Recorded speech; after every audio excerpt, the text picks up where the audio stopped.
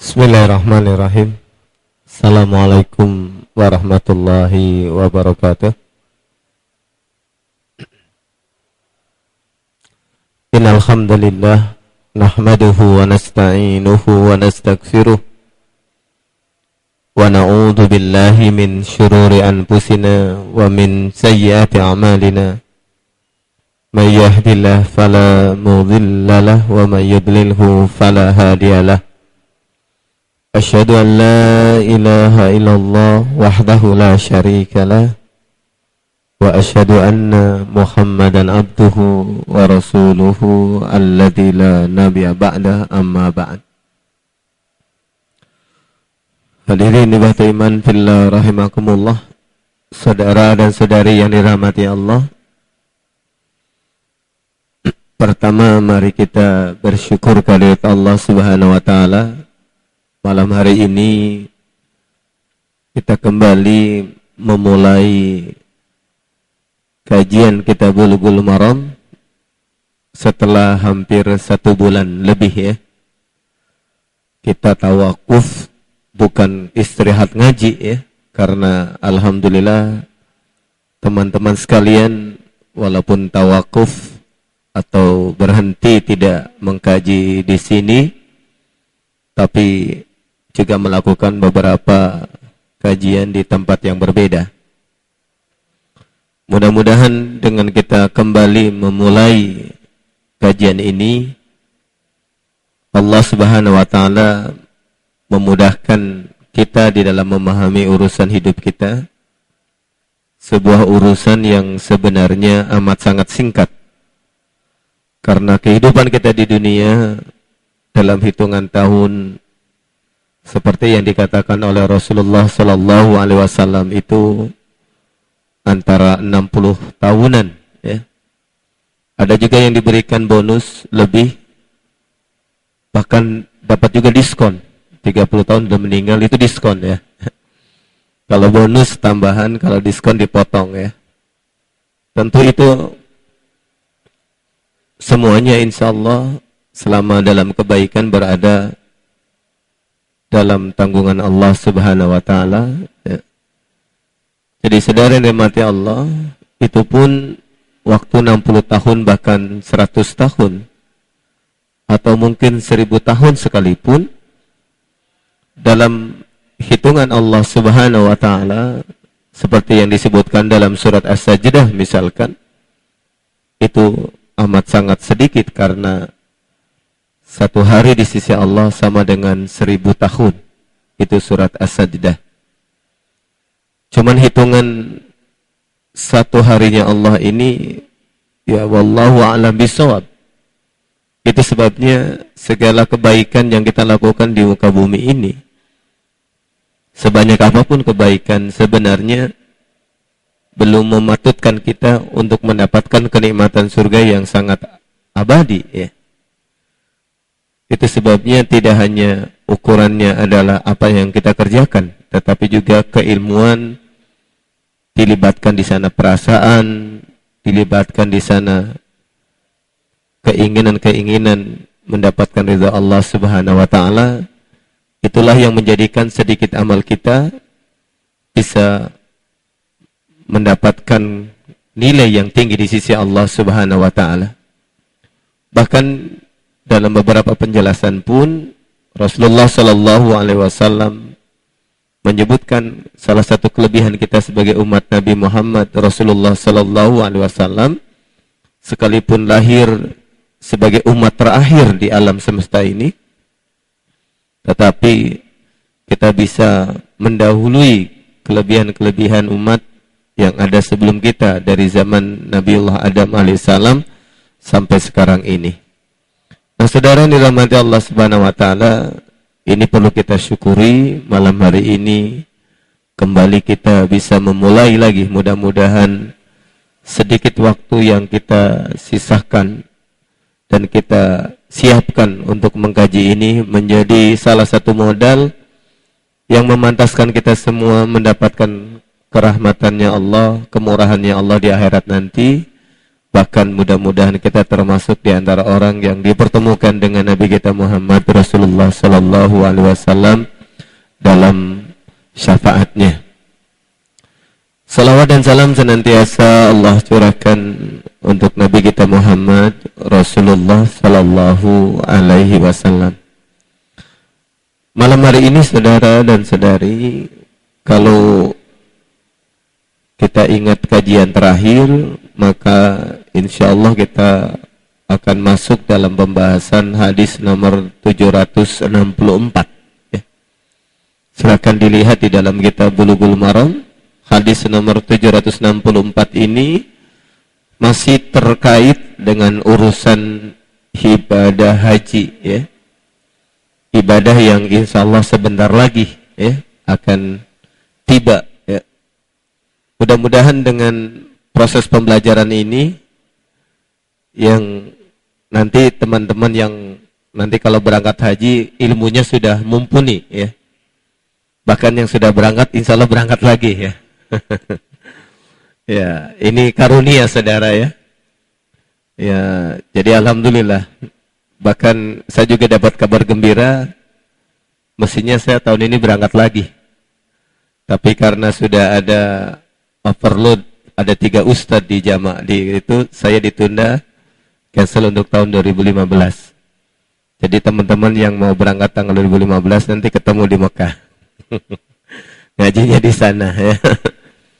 Jadi tapi ini berkah saudara, karena ya dengan kita menelaah hadis ini semakin paham sebenarnya ada banyak kekeliruan di antara ibadah-ibadah yang pernah kita lakukan, ya. Tapi mudah-mudahan kalaupun itu dulu kita lakukan karena ketidaktahuan, Allah ampunkan dan tetap ibadah kita diterima oleh Allah Subhanahu wa taala. Hadis nomor 764, silahkan dilihat. Bismillahirrahmanirrahim. Wa an ibni Umar radhiyallahu anhuma annahu kana la yaqdamu Makkah illa bata bidhituan hatta yusbiha wa yagtasila. Wa yadhkuru dzalika anin nabiyyi sallallahu alaihi wasallam. Muttafaqun alaih. Wa ani ibni Umar, dan dari sahabat Abdullah ibnu Umar. Sudah ketemu hadisnya? Ya. Silakan yang dekat dengan bawa kitab dilihat kitabnya, ya, biar ilmunya ngikat, ya. Imam Syafi'i rahimahullah pernah menyampaikan satu wasiat, qayyidul ulum bil kitabah. Ikatlah ilmu itu dengan sesuatu yang bersifat tertulis, ya. Jadi salah satu akhlak di dalam pembelajaran itu adalah ada yang dibaca sebagai bentuk tulisan yang mengikat itu tadi, ya. Baik, saya lanjutkan. Wa an ibni Umar, dan dari sahabat Abdullah ibnu Umar radhiyallahu anhuma, ridha Allah Subhanahu wa taala dikukuhkan untuk keduanya. Annahu kana, bahwasanya dia, kana la yaqdamu Makkah, adalah dia tidak masuk ke kota Makkah illa kecuali bata, beliau menginap di Zitua, di sebuah daerah yang bernama Zitua,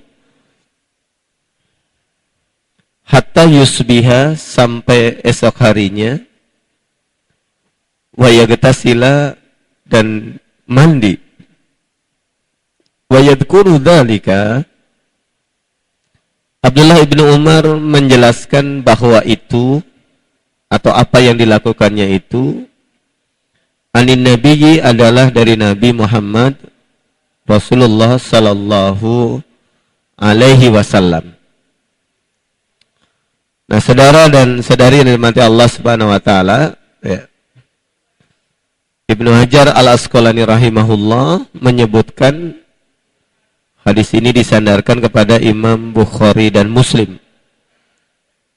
Walaupun kalau ditinjau ditelaah dari referensinya atau rujukannya, kalimat ini, matan hadis ini adalah matan yang ada dalam hadisnya Imam Muslim.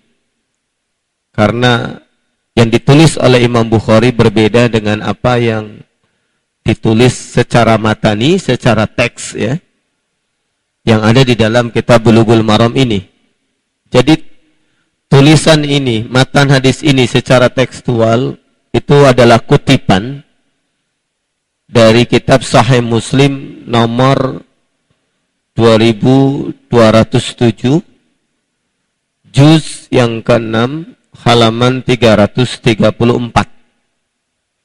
Nah, ini di dalam kitab Sahih Muslim nomor 2207, juz 6, halaman 334 ini nanti kita akan menemukan tulisan seperti yang ada dalam kitab Bulughul Maram ini. Itu sebabnya asumsi saya sebagai penelaah mengatakan bahwa hadis ini dinukil dari kitab Sahih Muslim.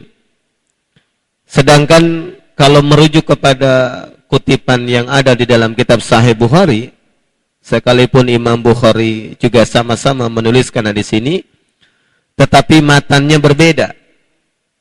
Kalau di dalam matan Sahih Bukhari itu kalimatnya an Ibni Umar radhiyallahu anhuma qala batan nabiyyu sallallahu alaihi wasallam bidzituwa.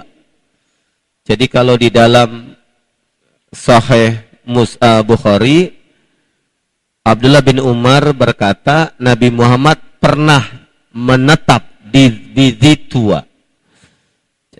Kalau di hadis yang kita baca, Abdullah ibnu Umar tidaklah masuk ke kota Makkah kecuali dia menginap di Dzituwa. Secara rujukan saudara, hadis nomor 764 di dalam Bulughul Maram ini, matannya, pola penukilannya adalah riwayat dari perbuatannya sahabat yang disandarkan kepada Nabi Muhammad. Jadi ini adalah perbuatan sahabat Abdullah ibnu Umar yang disandarkan dari Rasulullah. Seperti kalimat yang ada di hadis nomor 764. Sementara kalau di dalam kitab Sahih Bukhari sendiri, ini ada di nomor 1471, juz kelima halaman 481, nomor 1471, juz 5 halaman 481, itu kalimatnya adalah berita tentang kejadian yang dialami oleh Rasulullah Sallallahu Alaihi Wasallam secara langsung. Nah, itu kalimatnya demikian, saudara. Ya, ini sebagai sebuah telaah.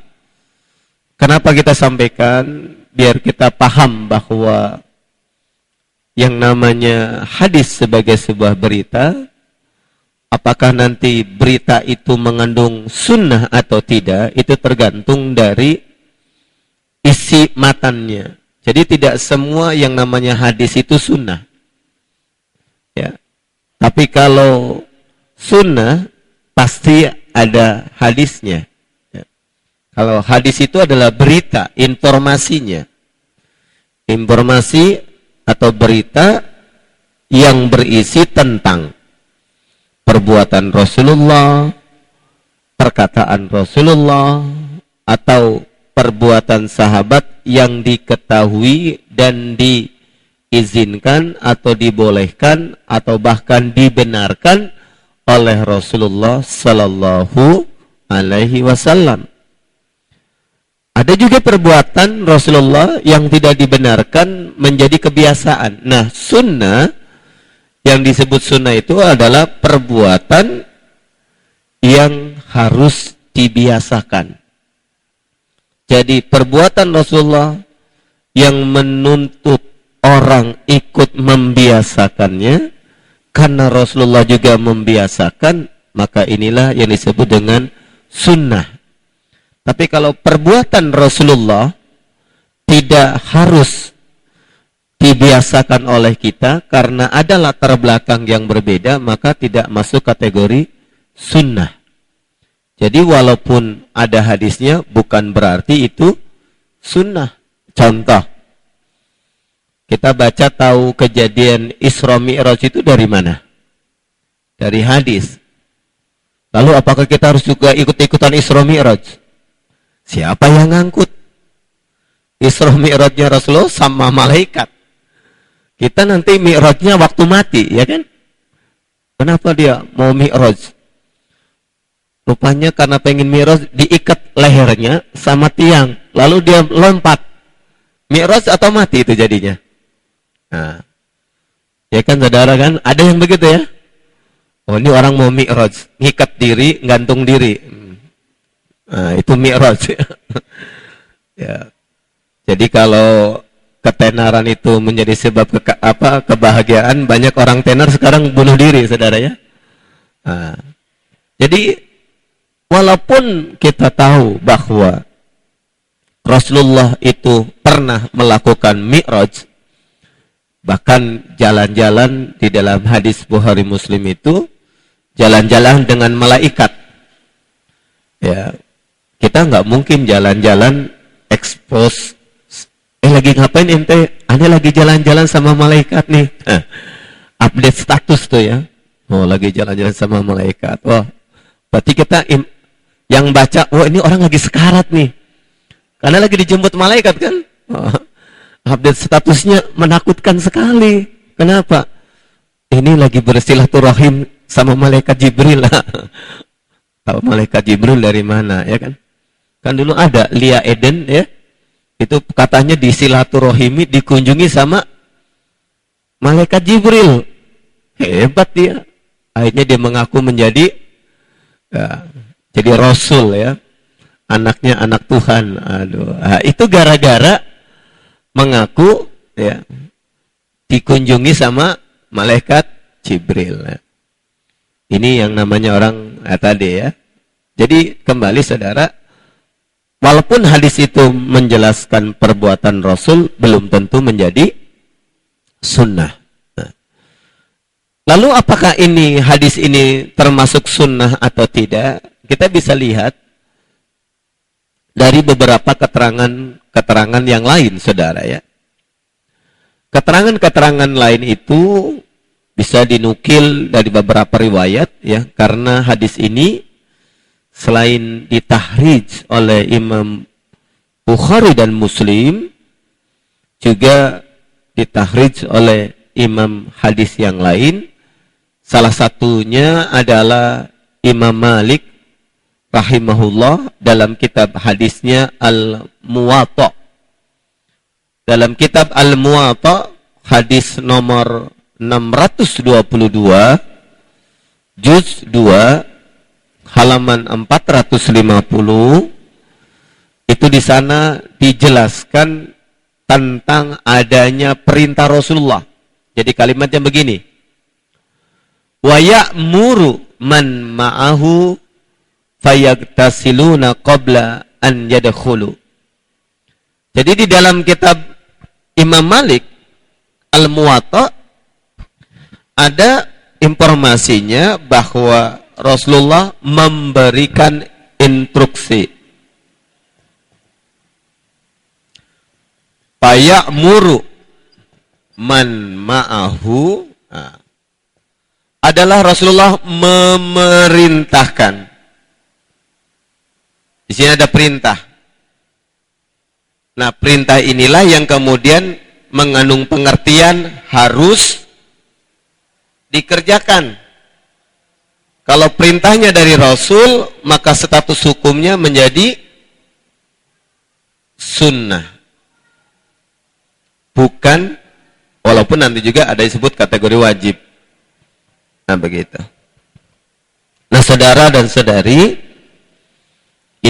keterangan hadis ya, atau keterangan yang terkait dengan hadis nomor 764 ini yang kita baca di dalam kitab Bulughul Maram. Nah, dari keterangan-keterangan ini maka kemudian hadis ini saudara dan saudari dijadikan hujjah. Hujjah itu dalil, ya. Dijadikan hujjah atau dalil adanya sunnah sebelum masuk kota Mekah, baik untuk haji maupun umrah, itu menetap sebentar atau menginap. Ya. Jadi nggak boleh misalkan orang datang dari kota Madinah karena perjalanannya panjang, ya, hampir 550 km lebih, ya. Perjalanan bisa sampai 7-8 jam dengan kecepatan angkutan sekitar 90 km per jam misalkan, ya, karena jalan di sana nggak semacet di sini, ya. Kalau Pantura macet, ya. Kemarin Lebaran pada kena macet, ya. Kalau di sana musim haji, kalau Mekah Madinah sih nggak macet. Yang macet itu paling yang mau ke Mina-nya saja.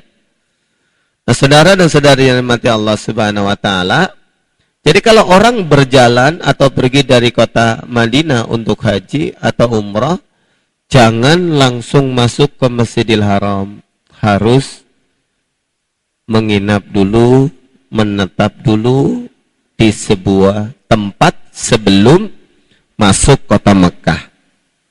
Nah, di dalam hadis ini yang pernah dilakukan oleh Rasulullah Sallallahu Alaihi Wasallam itu di daerah yang bernama Ditua. Ditua itu, ya, bukan tua bahasa kita, ya. Kalau tua bahasa kita, ya, sudah sepuh, ya. Pemilik tua. Nah, kalau dilihat dari keterangan yang pernah disampaikan oleh Ummahatul Mukminin Aisyah radhiyallahu anha, Ditua itu tempatnya adanya sebelum Ma'la. Anda yang pernah ke kota Mekah untuk umrah atau apa, mungkin Anda masih ingat Ma'la itu adalah daerah pekuburan. Sebelum Ma'la itu ada bebukitan. Bebukitan itu sekarang dikenal dengan Kudai. Kudaye, ya. Pakai Kudai, ya. Panggilannya orang bilang, minatnya daerah mana? Daerah Kudai. Kudai itu berarti arahnya dekat pekuburan. Nah, bukit sebelum Kudai itulah disebut Zitua. Nah, dulu Rasulullah masuknya di situ, dari situ.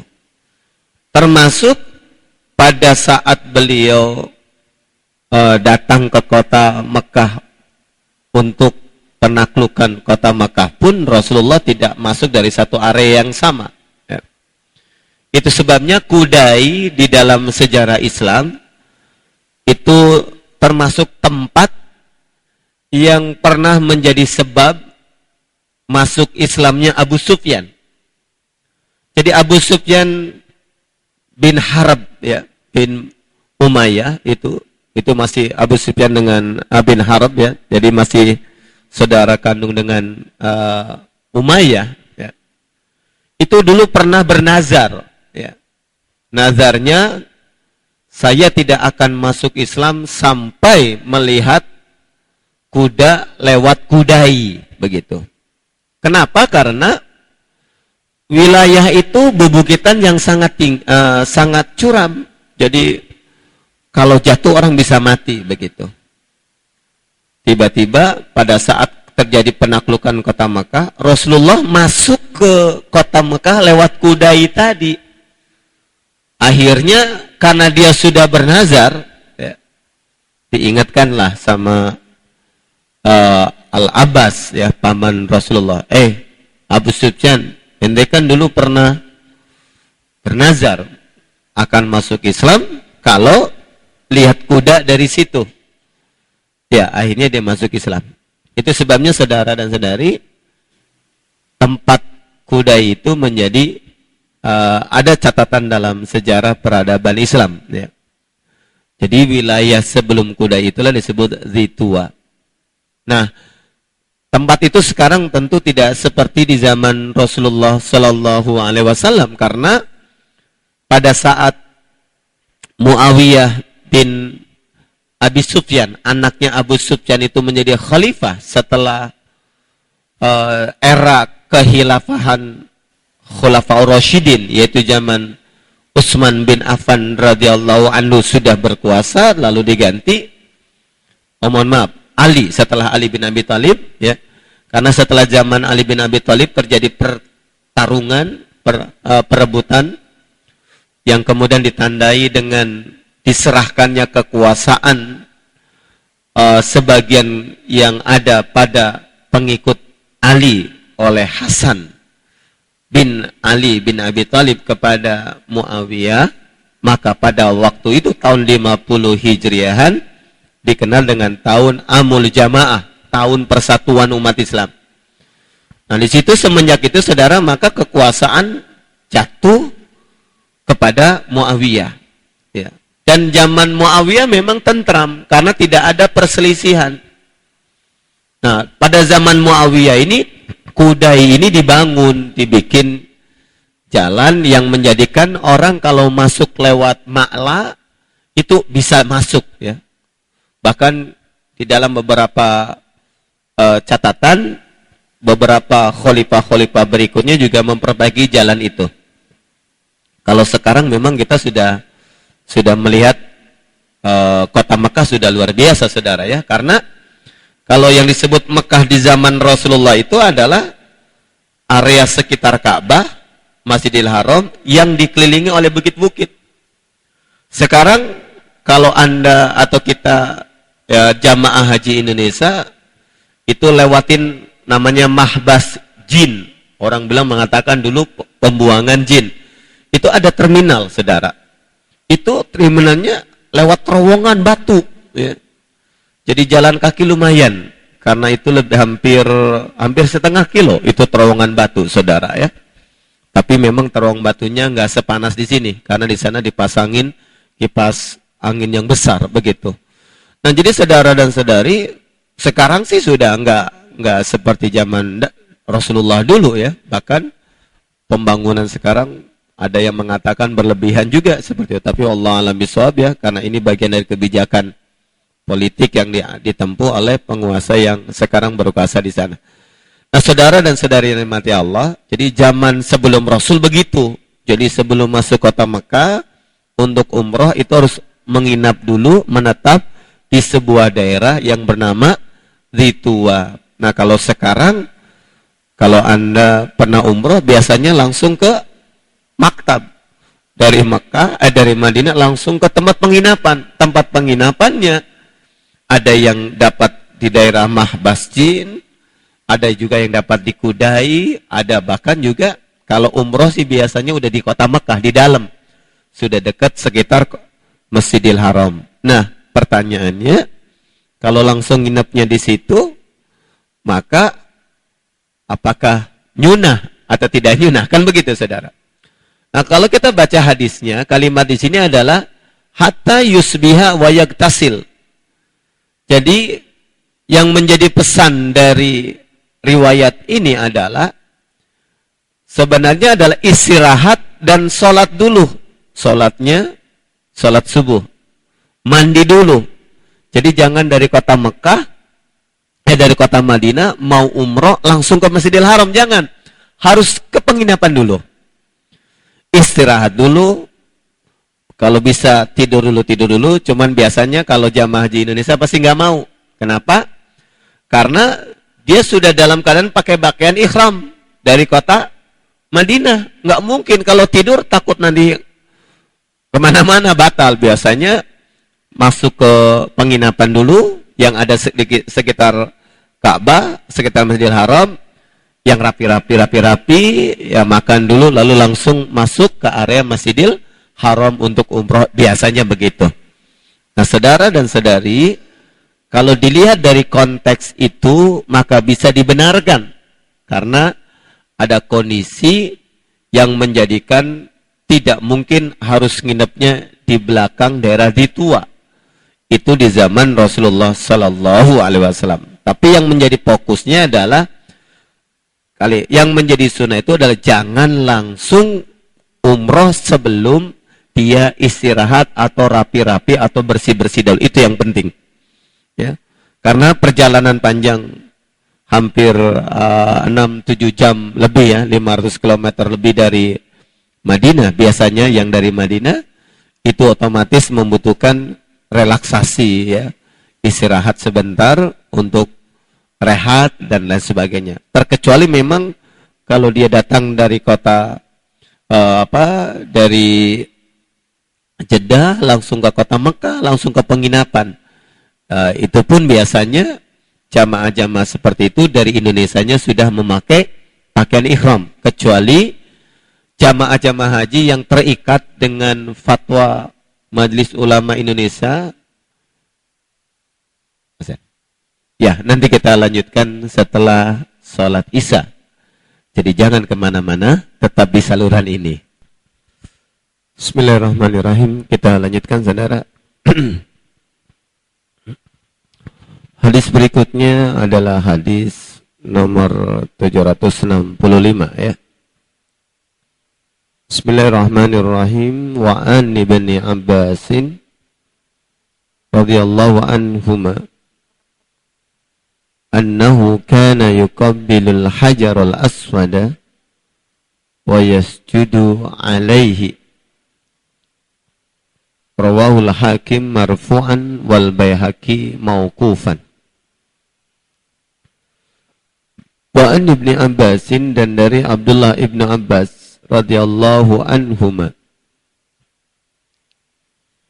keridhaan Allah ditetapkan untuk keduanya, annahu kana yuqabbilul hajar al-aswad, bahwasannya dia pernah mencium hajar aswad,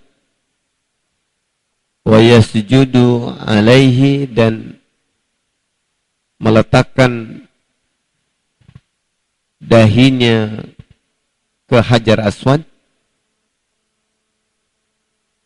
Rawahul Hakim, hadis ini diriwayatkan oleh Imam Al-Hakim marfu'an, dengan catatan bersambungnya sanad ini kepada Nabi Muhammad Rasulullah sallallahu alaihi wasallam. Wal Baihaqi, dan menurut Imam Al-Baihaqi mauqufan, riwayat ini berhenti hanya pada sahabat. Dari keterangan ini, saudara dan saudari, ada dua penilaian tentang kedudukan hadis ini. Yang pertama, hadis ini didudukan sebagai riwayat yang marfu, dan ada yang mendudukan hadis ini sebagai riwayat yang mauquf. Apa beda marfu dengan mauquf? Marfu dan mauquf itu adalah penilaian ahli hadis tentang bersambung tidaknya penyampai hadis ini kepada Rasulullah sallallahu alaihi wasallam. Jika orang yang meriwayatkan hadis ini itu bersambung sampai kepada Nabi, disebut marfu. Tetapi jika hadis ini diriwayatkan atau disampaikan hanya sampai kepada sahabat, maka dikatakan mauquf ya. Jadi kalau riwayat mauquf berarti ini perbuatan sahabat saja. Kalau marfu berarti perbuatan ini dilakukan oleh sahabat karena ada sandarannya, yaitu Nabi Muhammad Rasulullah sallallahu alaihi wasallam juga pernah melakukan itu.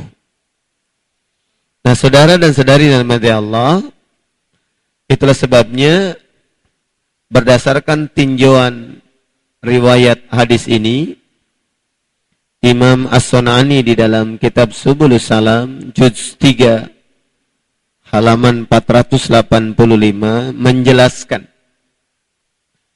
Penjelasan beliau bahwasanya hadis ini dikuatkan oleh Imam Ahmad wa hassanahu Ahmad.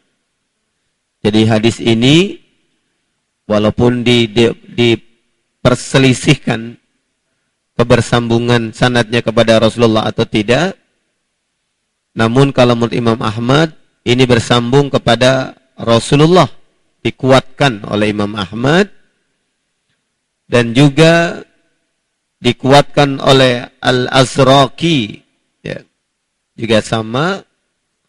Bahkan di dalam keterangannya menurut seorang tabi'in Muhammad bin Abbad bin Ja'far, dia berkata, saya pernah melihat Abdullah ibnu Abbas datang pada hari Tarwiyah, kemudian dia dengan keadaan kepalanya tidak dibungkus, ya, pakai topi atau sejenis peci. Faqabbala al-hajara, beliau itu pernah mencium hajar aswad. Wa sajada alaihi summa qabbalahu wa sajada alaihi thalasan. Itu 3 kali. Jadi dicium hajar aswadnya, lalu dahinya ditempelin.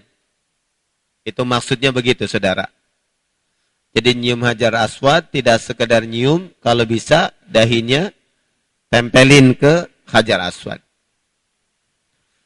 Nah ini, riwayat ini, ya, di dalam beberapa keterangan adalah kesaksian atas apa yang pernah dilakukan oleh Rasulullah. Ketika Abdullah ibnu Abbas ditanya, dari mana engkau berani melakukan itu? Dalam riwayat Abu Dawud atau Yalisi, ya, maka Abdullah ibnu Abbas mengatakan, Ra'aitu Rasulullah sallallahu alaihi wasallam yaf'aluh. Saya pernah melihat Rasulullah melakukan itu, nyium hajar aswad, kemudian dahinya didekatkan ke hajar aswad. Jadi dalam bahasanya seperti sujud. Cuman sujud itu harus nungging, ya. Harus seperti orang sujud 7 anggota badan. Yang dalam masuk kategori sujud dimasukkan. Tapi dalam konteks ini, sujud yang dimaksud adalah meletakkan dahinya ke tempat hajar aswad. Kemudian saudara, hadis ini pun selain dari Abdullah ibnu Abbas, Imam Muslim dalam kitabnya As-Sahih juga menguatkan satu riwayat yang terkait, ya, dengan apa yang pernah dilakukan oleh Umar ibn al-Khattab radhiyallahu anhu, juga anaknya Abdullah ibnu Umar. Bahkan di dalam Sahih Muslim disebutkan annahu qabbala al-hajara wal tazamahu. Abdullah ibnu Umar, juga sahabat Umar dan beberapa sahabat yang lainnya itu tidak hanya mencium hajar aswad, tetapi iltizam. Iltizam itu artinya membiasakan. Jadi kalau ada kesempatan mencium hajar aswad, pasti dilakukannya. Kemudian dia mengatakan, Ra'aitu Rasulullah sallallahu alaihi wasallam. Saya pernah melihat Rasulullah sallallahu alaihi wasallam melakukan itu hafiyan, dengan keadaan kepalanya tidak menggunakan penutup. Nah, saudara dan saudari yang dirahmati Allah, hadis nomor 765 ini dari beberapa penjelasan ini dianggap didudukan sebagai hadis yang bisa menjadi dalil, karena tidak hanya hasan tapi juga sahih li ghairihi, karena hadisnya dikuatkan oleh hadis sahih yang lainnya. Yang kedua, hadis ini menjadi dalil hujah tentang adanya amalan sunnah bagi orang yang mampu untuk mencium hajar aswad, lakukanlah. Ya, dengan catatan amalan sunnah ini jangan sampai menimbulkan kemudaratan. Karena jika ini dilakukan sampai atau hingga menyakiti orang muslim yang lain, maka amalan sunnahnya menjadi cacat, celak, ya. Kenapa? Karena di dalam hadis yang lain Rasulullah mengatakan, sibabul muslimi fusukun wa qitaluhu kufrun. Kalau kita menyakiti orang Islam, baik melalui perkataan maupun melalui perbuatan, itu adalah tanda kefasikan. Jadi kefasikan itu, saudara dan saudari, merusak amal-amal soleh. Jadi jangan ibadah sunnah itu kemudian digugurkan, ya, dengan amalan yang salah. Memang trendingnya begitu, saudara. Banyak orang mengejar sunnahnya, tetapi yang wajibnya dilambatkan. Contoh sederhana, dan biasanya ini terjadi, sekarang masih bulan Syawal, ada amalan sunnah, puasa sunnah, ya. Puasa sunnah Syawal 6 hari. Rasulullah SAW mengatakan, puasa Ramadan yang diikuti dengan puasa Syawal 6 hari, maka nilainya sama dengan puasa setahun. Artinya apa? Bagi orang-orang yang memiliki kelapangan dan kemampuan untuk bisa mengqadha, khususnya para akhwat, di bulan Syawal, qadhalah di bulan Syawal agar sunnahnya bisa juga ditunaikan. Jadi Syawal itu tuntas. Tetapi karena ada kondisi yang menjadikan bisa jadi nggak bisa menunaikan qadha, ada orang yang mengejar sunnahnya. Sunnah dibenarkan, saudara, tetap cuman perlu diketahui, karena amalan sunnah Syawal itu mengikat, mengait kepada amalan wajib, maka pahala amalan sunnah Syawal itu gantung selama qadhanya belum lunas, ya. Jadi baru DP doang, ya. Kita baru diskon DP puasa setahun, ya kan? Dengan Syawal, selama qadhanya belum ditunaikan, itu belum cair. Nah, jadi kalau Anda misalkan yang akhwat sudah puasa Syawal, alhamdulillah nggak apa-apa, masih ada waktu, tambahin qadhanya berapa hari. Tinggal mau ditunda sampai kapan, kan kasihannya jangan sampai, ya kan, ditunggu nanti aja menjelang Ramadan tiba. Kalau umur nyampe, ya kan. Nah, itu jangan, saudara, ya. Ada juga yang nekat hitung-hitungan sama Allah, yang mau capek, puasanya di rapel niatnya. Puasa Senin Kemis, Senin, qadha, Syawal juga, gitu. Itu ada yang begitu, ya. Nah, wallahu a'lam bishawab, ini amalan dari mana? Tapi memang banyak juga asatid yang membenarkan, ya, walaupun itu hadisnya debatable, karena itu adalah hadis tafsiran dari innamal a'malu binniyat. Amal itu tergantung niatnya. Ya, tapi kan di dalam prosesnya antara sunnah dan wajib kan beda hukumnya, nggak boleh dicampur-campur. Nah itu, apalagi dicampur dengan sudah niat qadha, niat sunnah, niat nazar, campur lagi, ya. Nah, ini apa? Ya terlalu ini, saudara, ya. Nah, jadi silahkan Anda perhatikan, ya. Jadi jangan mengejar sunnah meninggalkan yang wajib.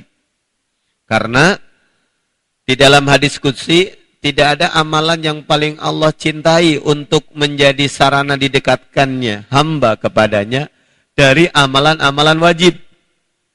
Ya. Jadi sunnah yang menyertai melengkapi kewajiban itu disukai oleh Allah Subhanahu wa taala daripada sunnah berdiri sendiri. Itu sebabnya kalau kita mau nyunah, tunaikan dulu yang fardunya, yang wajibnya dulu. Nah, saudara dan saudari mati Allah, kembali terkait dengan masalah ini, jadi hadis ini menjadi hujah, dalil disunahkannya mencium hajar aswad. Nah, hanya saja searah dengan perjalanan waktu, ya, tidak mungkin orang bisa melakukan semuanya, maka Rasulullah juga memberikan contoh boleh dengan berisyarat.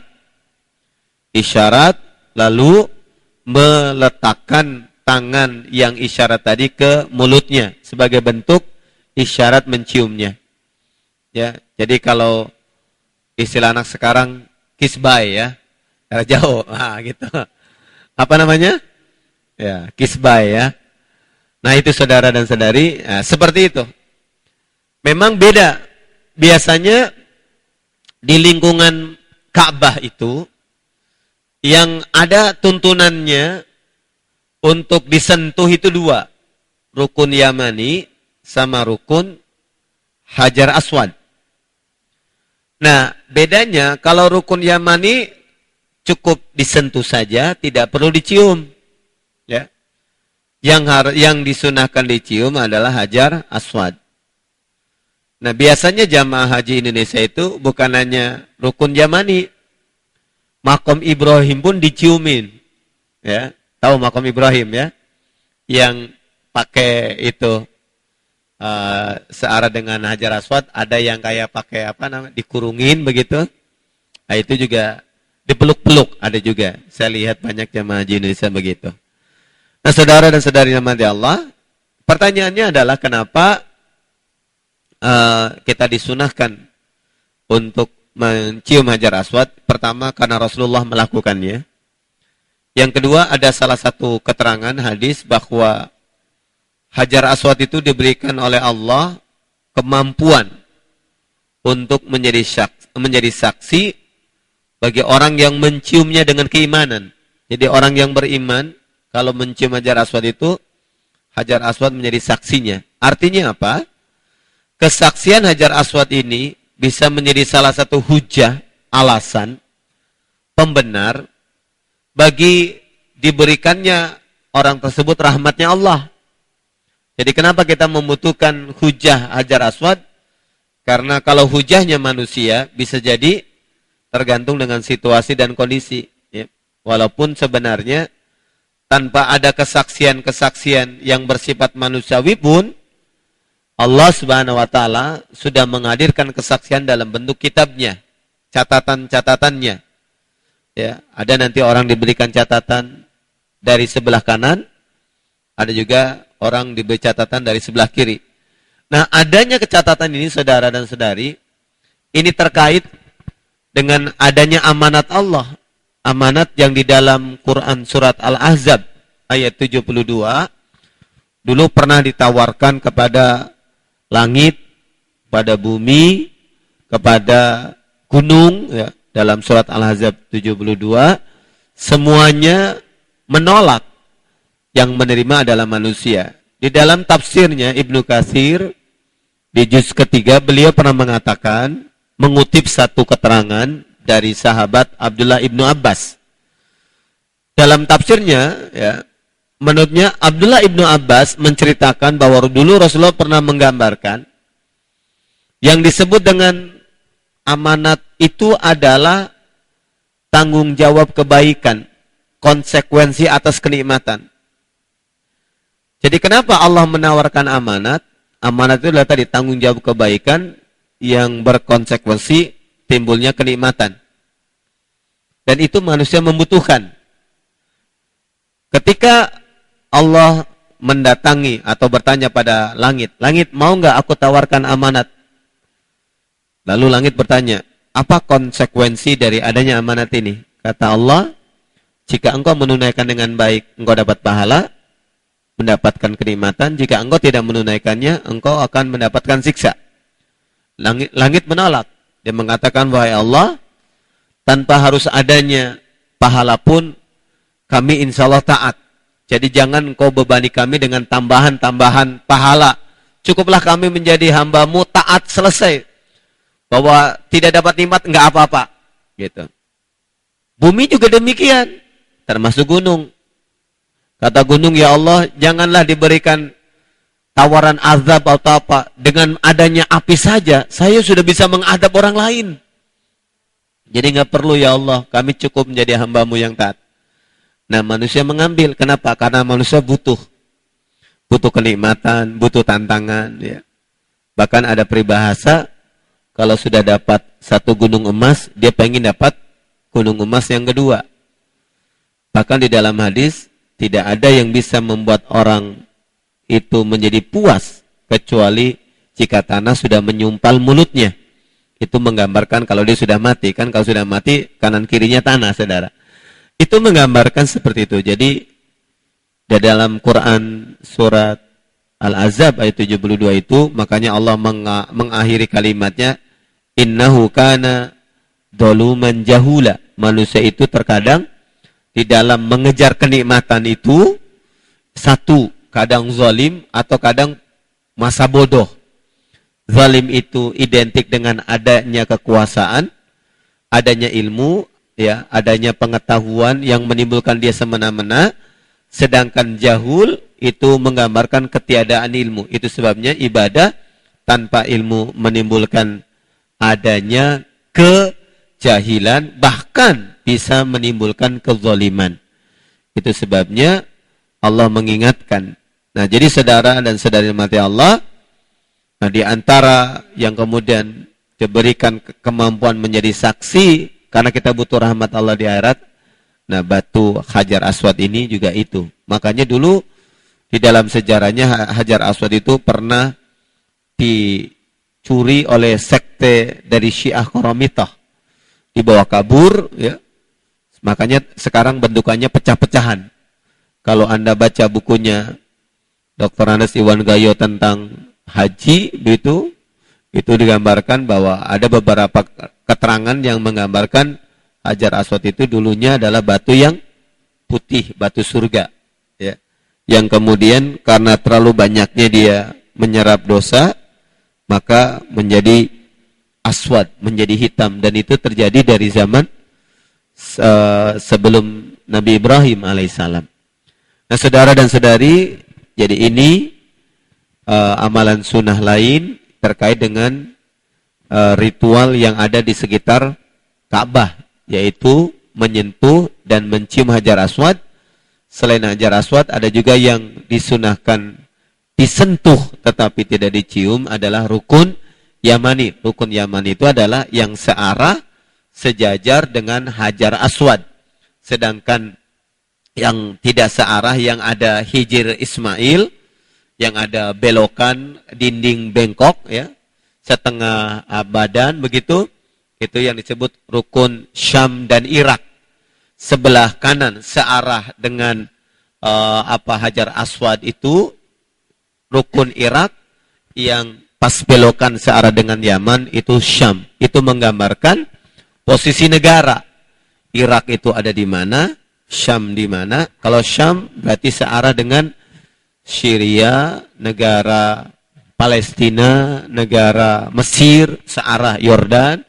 Kalau Irak itu nanti searah dengan Iran dan negara-negara Asia, perbatasan Afghanistan dan seterusnya. Kalau yang Hajar Aswad, ya posisinya nanti terkait dengan dataran-dataran tinggi yang ada di kota Mekah. Kalau Yaman berarti ke bawahnya lagi. Nah, saudara dan saudari, ini penjelasan terkait dengan hadis nomor 765, ya. Silakan kalau ada yang perlu didiskusikan terkait dengan hadis ini, karena mulai hadis nomor 766 ini penjelasan tentang secara khusus mengenai tawaf, ya. Jadi kita belajar ilmunya. Kenapa kita harus belajar, saudara? Karena Rasulullah pernah menggambarkan dunia ini untuk 4 orang. Ada yang satu diberi ilmu, diberi harta.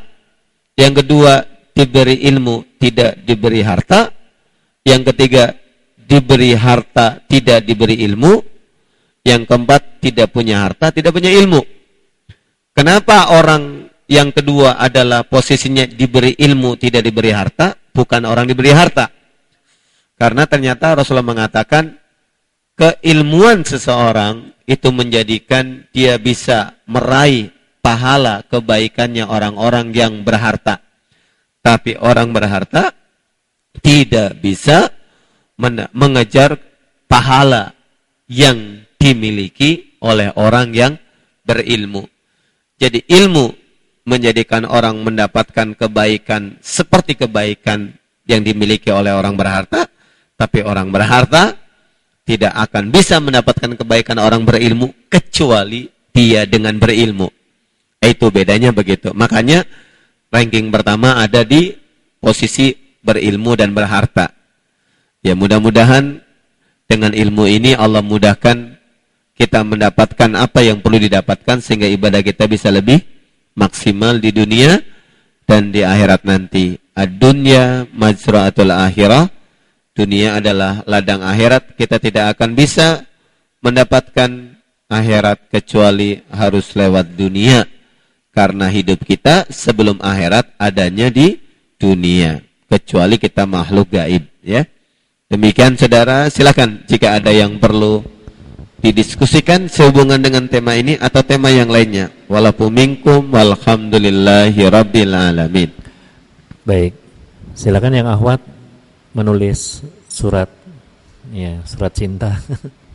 Ya, Ikhwan, ada yang mau ditanyakan?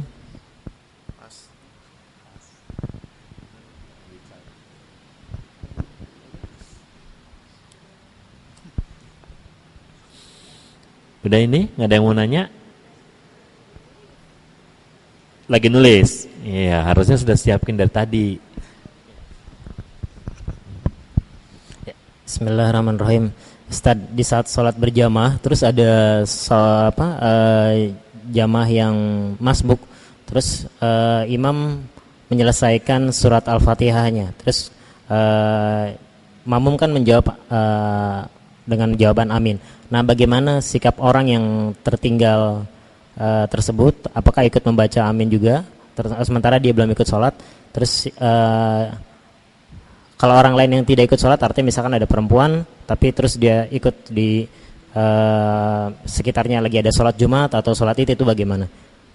Apakah juga menjawab amin juga dengan yang sama? Terus yang kedua, apabila ada seseorang yang di saat jatuh waktu berzakat fitrah tapi dia tidak punya kemampuan berzakat fitrah, apakah dia masih diperbolehkan berhutang? Apakah nanti akan jadi masuknya mustahik atau bagaimana?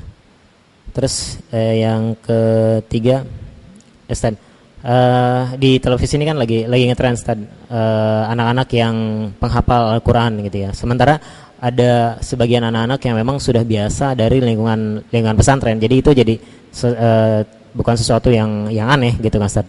Nah, terus banyak keluarga-keluarga yang memang non pesantren tapi ingin gimana caranya anak-anaknya bisa punya kemampuan yang mendekati itu.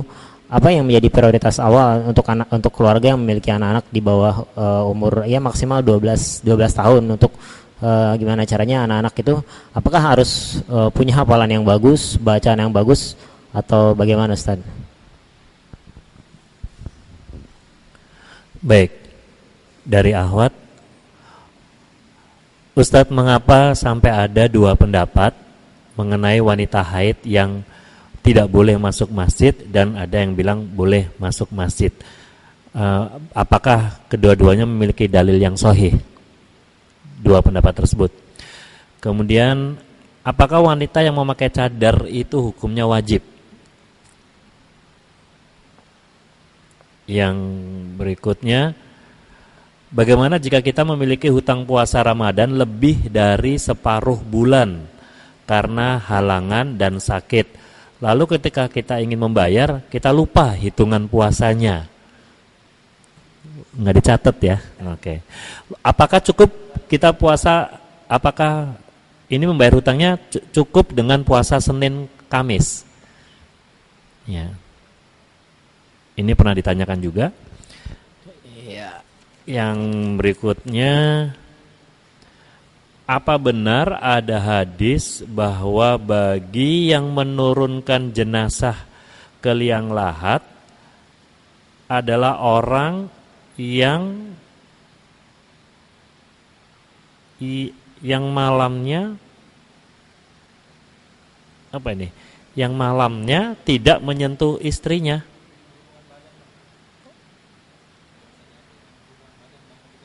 Oh, tidak boleh maksudnya. Jadi kalau dia sudah menurunkan jenazah, malamnya tidak boleh berhubungan gitu dengan istrinya. Oh gitu. Ya, pokoknya maksudnya itu Ustaz. Aku bingung. Jadi kalau orang yang menurunkan jenazah, apakah ada larangan bahwa kalau malamnya itu tidak boleh berhubungan gitu? Oh, dibalik. Kalau malamnya sudah berhubungan, besok paginya nggak boleh menurunkan jenazah gitu. Ya, pokoknya Pak Ustadz aja yang menjawab nanti. Entah yang benar yang mana, yang dibalik, yang sudah menurunkan jenazah malamnya nggak boleh, atau malamnya sudah berhubungan lalu paginya nggak boleh menurunkan jenazah. Itu loh. Ya mungkin kalau lagi junub nggak boleh kali ya. Oke. Ya Ustadz, silakan Ustadz.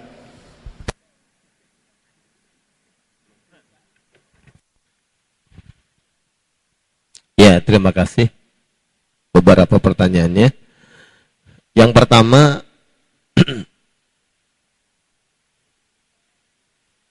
mengenai bacaan amin. Amin itu doa. Jawaban atas doa, ya. Amin itu dalam istilah bahasa Arab termasuk kata yang istimewa karena dia memiliki gabungan antara isim dan fiil. Jadi isim fiil amar namanya.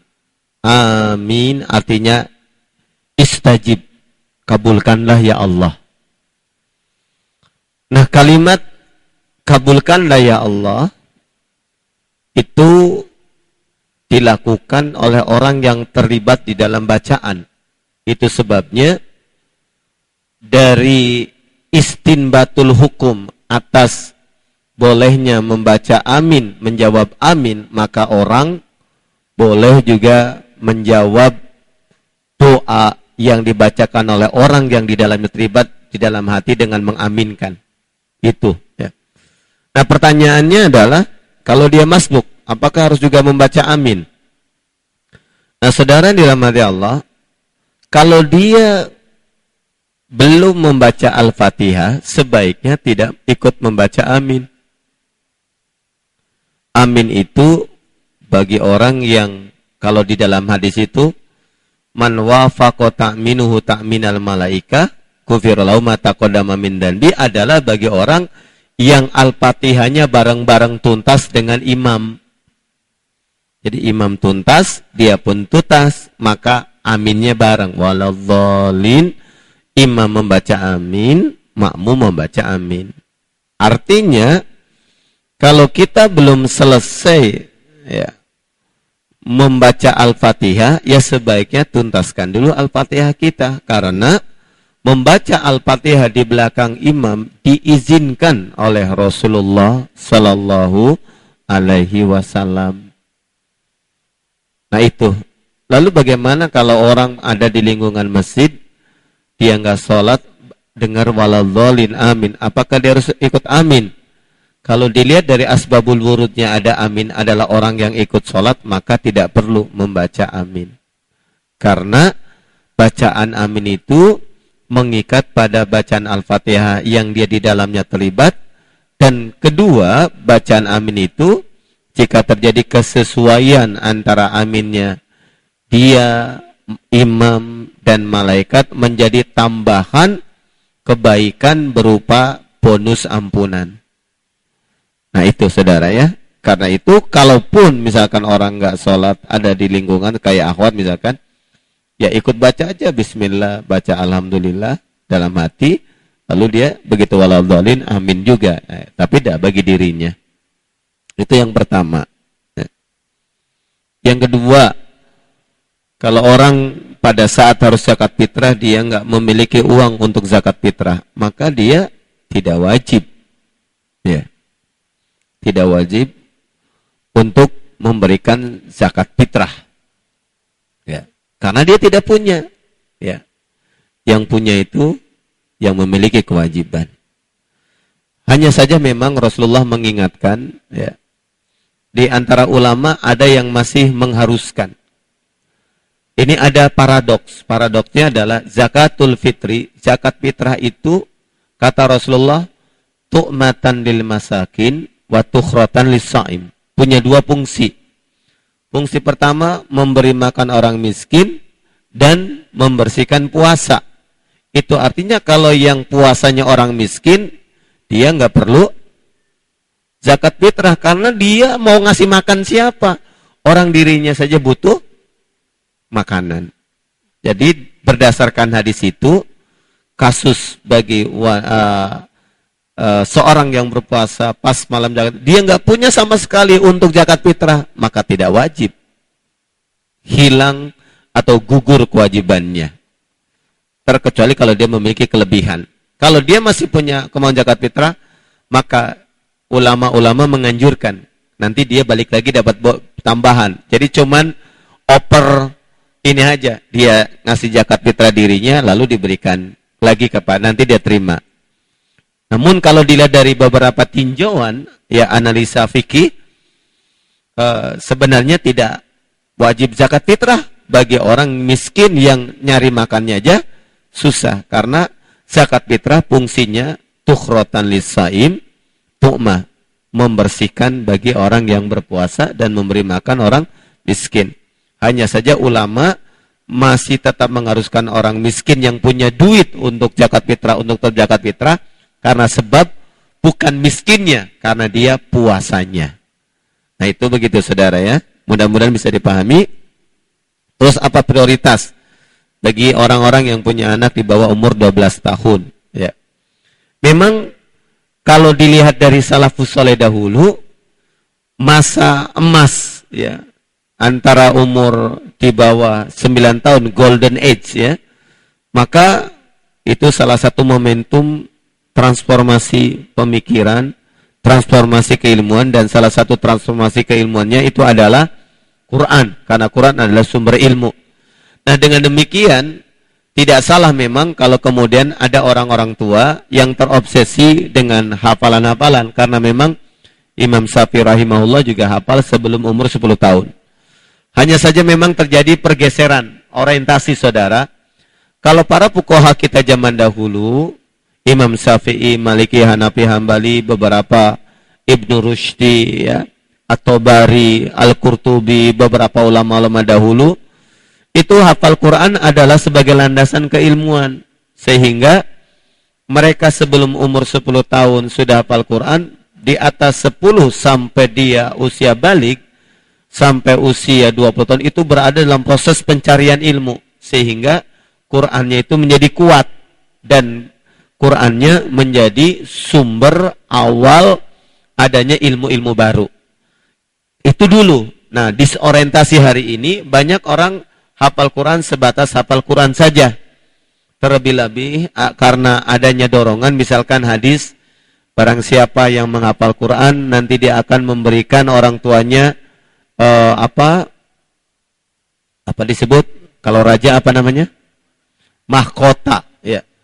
Nah ini merupakan disorientasi kalau niatnya itu. Kenapa? Karena di dalam hadis yang lain Abu Daud kalimatnya bukan hanya menghafal, tapi membaca, menghafal dan mengamalkan Quran. Maka dia akan memberikan orang tuanya mahkota dari permata di akhirat nanti. Jadi artinya kalau terjadi disorientasi, orang ngapalin Quran saja lalu tidak ada keilmuan, dan dia juga bahkan mohon maaf masih melakukan ritual-ritual yang dalam pandangan syar'i bid'ah dan lain sebagainya. Kasihan, dosanya berat karena dia masuk dalam kategori lima taquluna ma la taf'alun kabura maqtan indallahi an taqulu ma la taf'alun. Kenapa engkau mengatakan sesuatu yang tidak kamu kerjakan? Besar kemurkaan Allah. Itu sebabnya fuqaha dahulu orientasinya jelas, hafalan Quran sebagai pondasi untuk keilmuan berikutnya. Kalau di kita biasanya hafal Quran berhenti. Nah ini disorientasi. Tapi kembali, bagi orang-orang atau bagi anak-anak di bawah umur 12 tahun, tetap itu masih bagian dari proses yang baik, karena itu adalah masa keemasan ya. Walaupun kalau menurut catatan kesehatan ya di bawah sekitar 8 sampai 8 tahun ya disebut golden age, itu umur usia emas. Tapi kembali prioritas tetap membaca, dasar keilmuan dianjurkan. Tetapi kalau sudah di atas 12 tahun harus keilmuannya. Nah, kalau Anda yang sudah dewasa ini bukan hafalan Quran dianjurkannya, tapi tadabbur Quran, karena di dalam Quran para ulama menghukumi hafal Quran itu sunnah, tapi tadabbur Quran itu wajib. Jadi jangan mengejar sunnah meninggalkan wajib. Ya. Jadi yang wajib itu tadabbur Quran. Itu sebabnya Khalifah Umar Ibn Khattab dan para sahabat Rasulullah, kalaupun hafal Quran itu kayak Umar itu beberapa bulan menjelang meninggal. Ya, karena yang lama proses tadaburnya, Qurannya itu betul-betul membekas dalam hati. Itu sebabnya kalau kita pengen cuman menghafal Quran saja tanpa keilmuan, sebenarnya kalau merujuk kepada hadis kitab Sunan Turmudi, itu sederhana saudara. Rasulullah menganjurkan sebagaimana yang dilakukan oleh sahabat Ali bin Abi Thalib, setiap malam Jumat salat 4 rakaat. Rakaat pertama bacaannya Al-Fatihah dengan surat Yasin. Bukan dibaca. Jadi sebelum hafal Quran, hafalin dulu surat Yasin. Rakaat kedua membaca surat Al-Fatihah dengan surat Hamim Ad-Dukhan. Hamim wal kitabil mubin inna anzalnahu fi lailatin mubarakah, dan seterusnya. Yang ketiga, membaca surat Al-Fatihah dengan surat Al-Mulk. Tabarakalladzi biyadil mulku wa huwa ala kulli syai'in qadir. Yang keempat, baca surat Al-Fatihah dengan surat As-Sajdah. Alif lam mim tanzilul kitabi la raiba fihi mir rabbil alamin. Itu didawamkan. Kasusnya kata sahabat Ali dalam kitab Sunan Turmudi, dan Imam Turmudi menghasankan hadis itu, insya Allah kita tidak mudah lupa atas hafalannya. Ditambah ada doa khususnya. Di dalam kitab Sunan Turmudi itu ada doa khususnya. Tapi sebelum sampai doa khusus, hafalin dulu 4 Yasin. Kalau diurut dari urutan, surat 32 dulu As-Sajdah. Terus surat 36 Yasin, surat 44 Ad-Dukhan. Baru surat 60 berapa? Al-Mulk.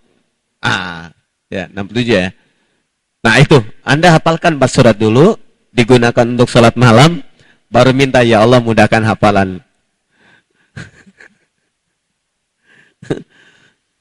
Bukan Allah Akbar Yasin wal Quranil Hakim, Allah Akbar. Yang penting judulnya Yasin, ya, bukan. Ya. Jadi tuntasin itu suratnya. Ya, selamat mencoba ya. Jadi menghafalkan Quran itu dihukumi sunnah, tetapi tadabbur Quran hukumnya wajib. Ya.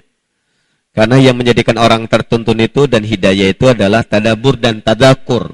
Dalam surat Sad, surat 28 ayat 29 ya. Surat Sad. Nah. Baik, itu jawabannya ya. Jadi boleh. Ini pertanyaan berikutnya.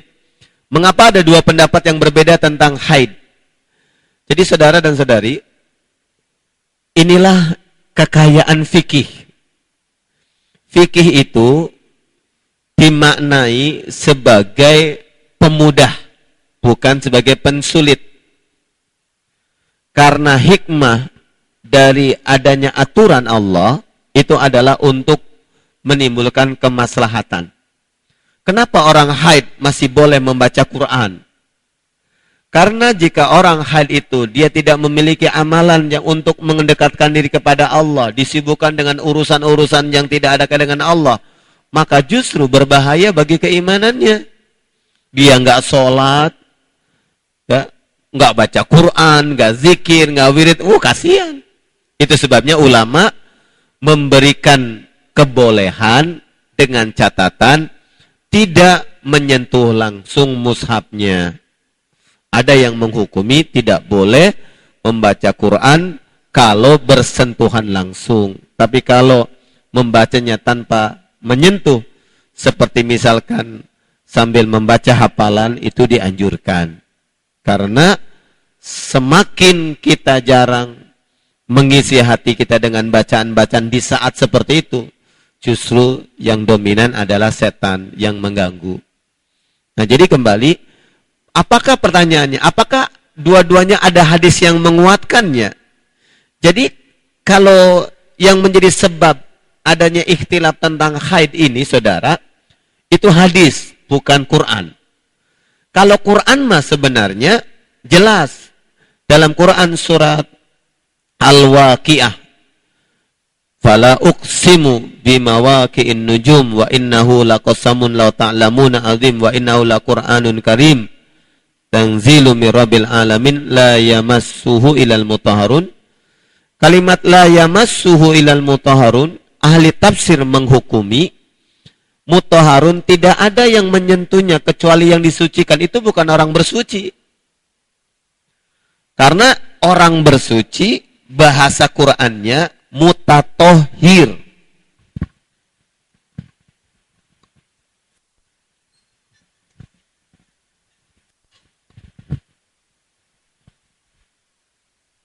Kalau ada ta mutatohirun, ini berarti orang.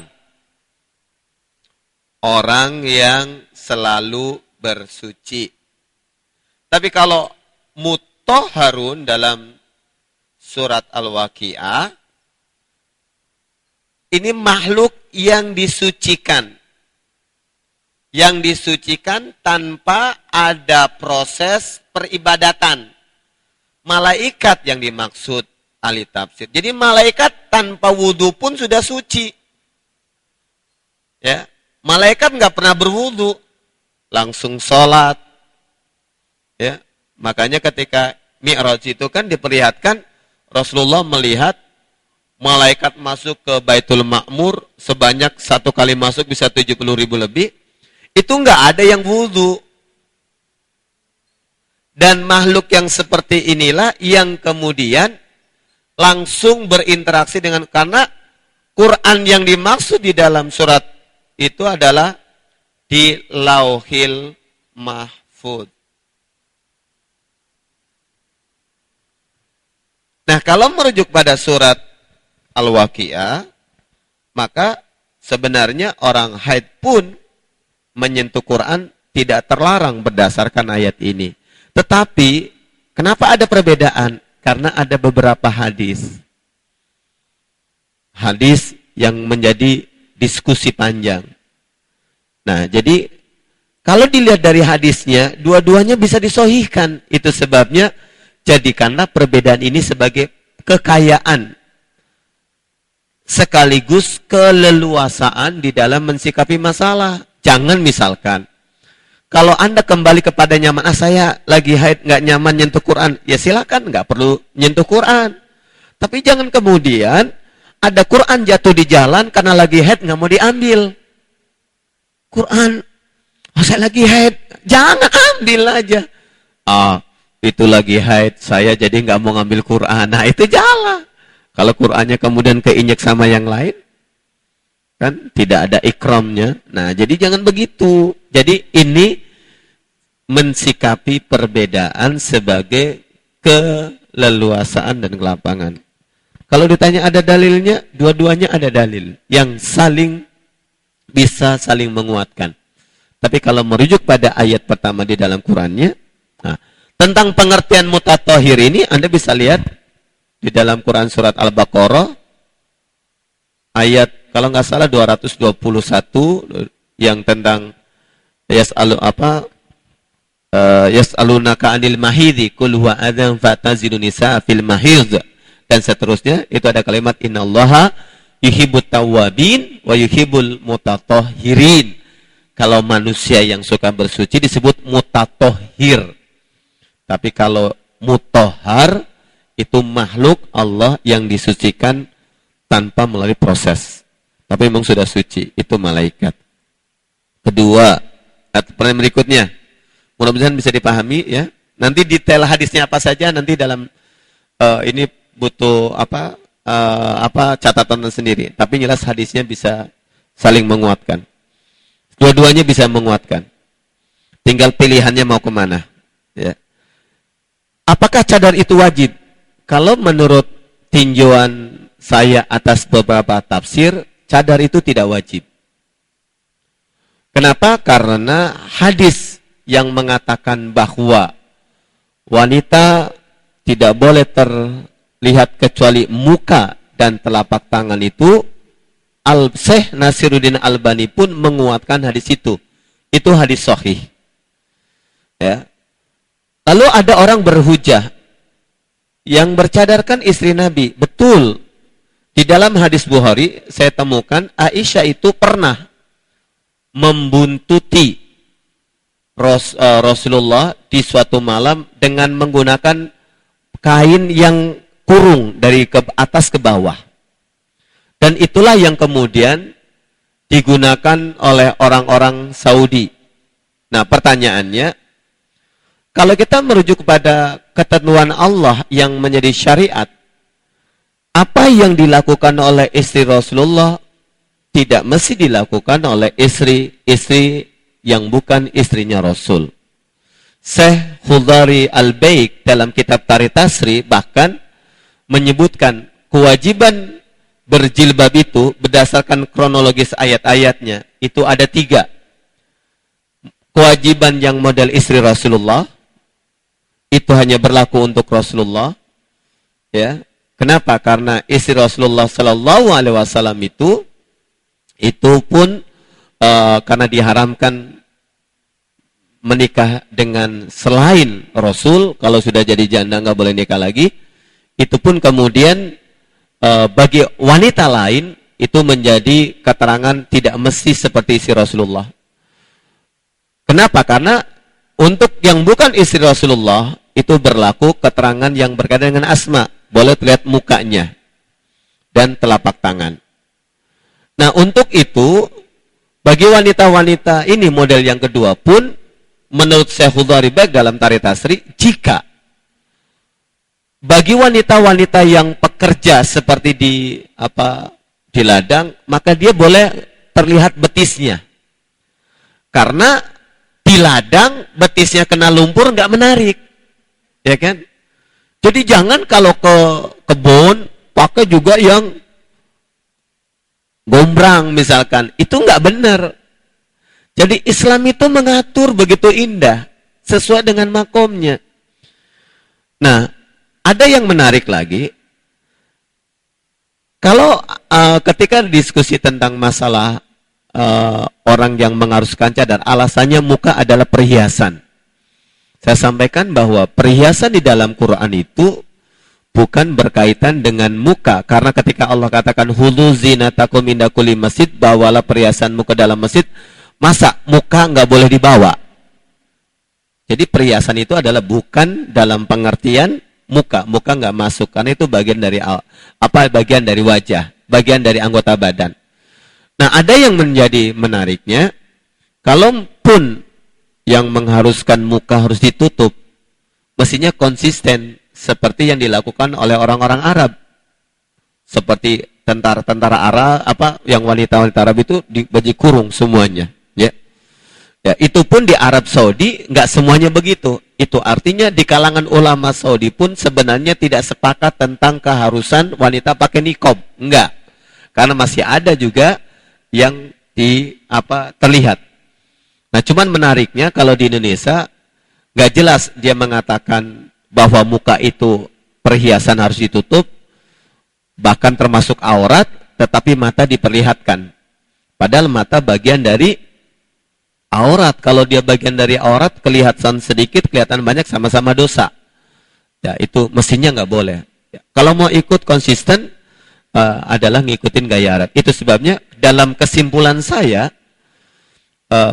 kalau niqab menutup seluruh wanita, anggota badan wanita, dilihat dari perjalanan Tarikh Tasrinya, sejarahnya, itu berkaitan dengan budaya.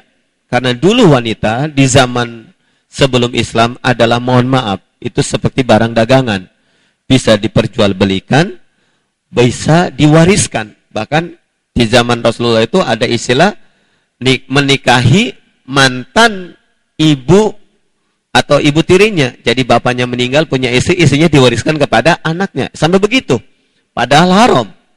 Itu sebabnya dalam pandangan saya, cadar dan sejenisnya itu bukan masuk syariat, itu masuk uruf. Uruf itu adalah kedudukannya kebiasaan yang awal berlaku di masyarakat Arab zaman dahulu, dipertahankan. Dan itu pun sekarang juga tidak berlaku secara umum, karena di seluruh negara Saudi pun, kalau Anda datang di Madinah pun, tidak semua yang menggunakan penutup itu hanya para tentara askar. Tetapi kalau malam Jumat kita di pelataran Madinah, itu banyak ibu-ibu yang juga sebagian kelihatan mukanya. Dan itu orang Saudi. Itu artinya bahwa kalau Saudi mewajibkan, itu bagian dari kewajiban, pasti ditindak, nggak boleh. Tapi faktanya ada. Apalagi kalau kita di Jeddah ya, di Balad itu, apalagi banyakan orang Indonesia ya.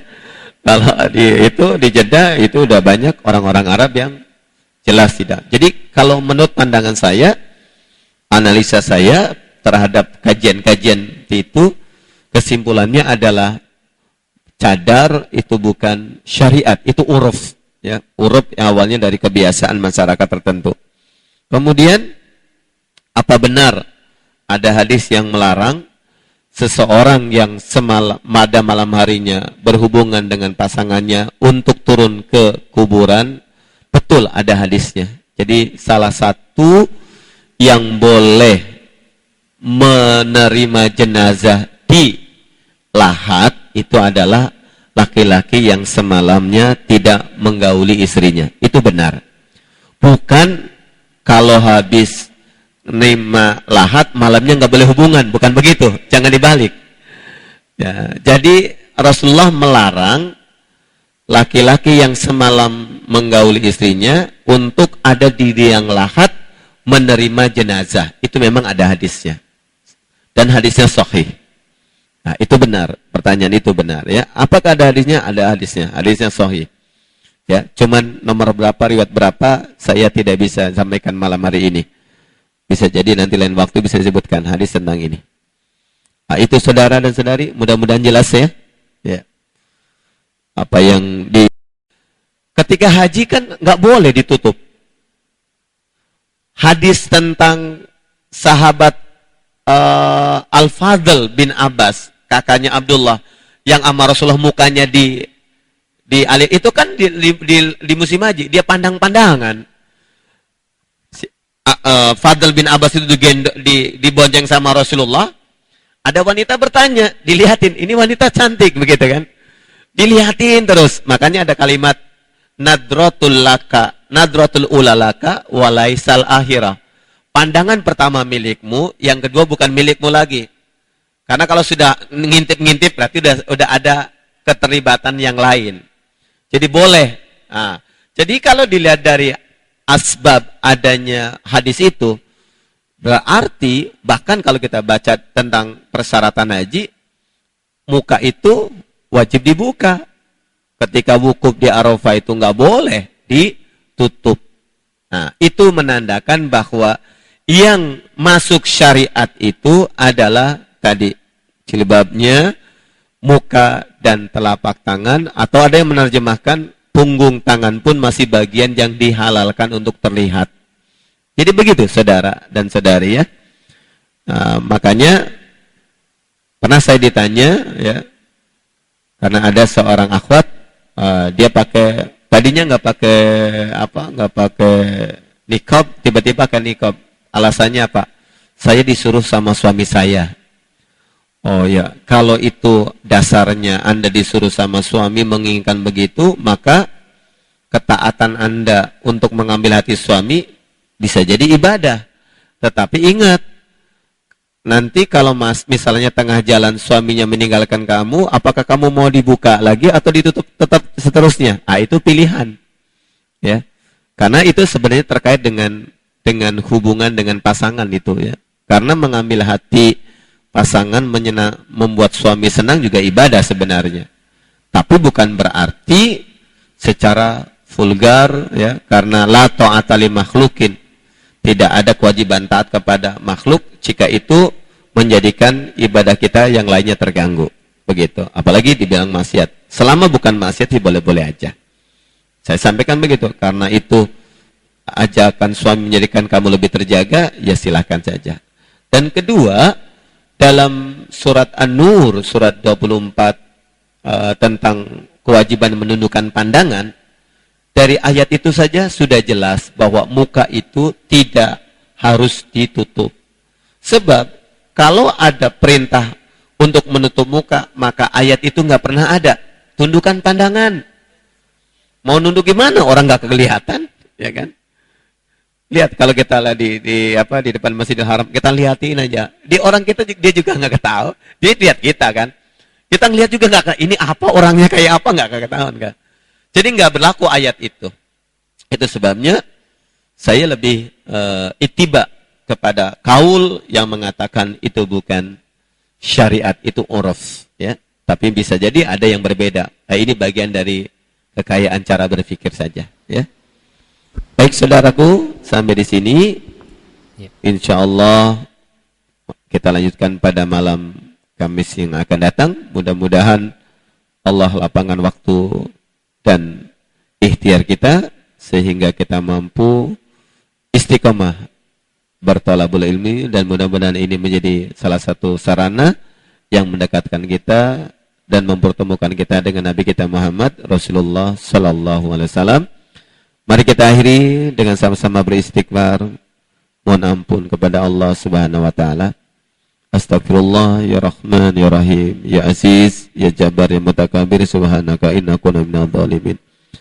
Allahumma salli ala Muhammadin wa ala ali Muhammad kama sallaita ala Ibrahim innaka Hamidum Majid.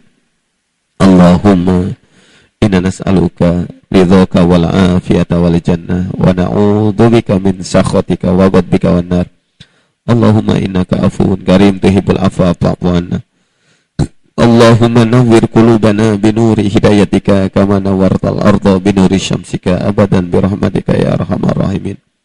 Allahumma ahdina ila siratikal mustaqim waj'alna minal mustaqimin waj'alna minal muhsinin waj'alna min ibadikas solihin.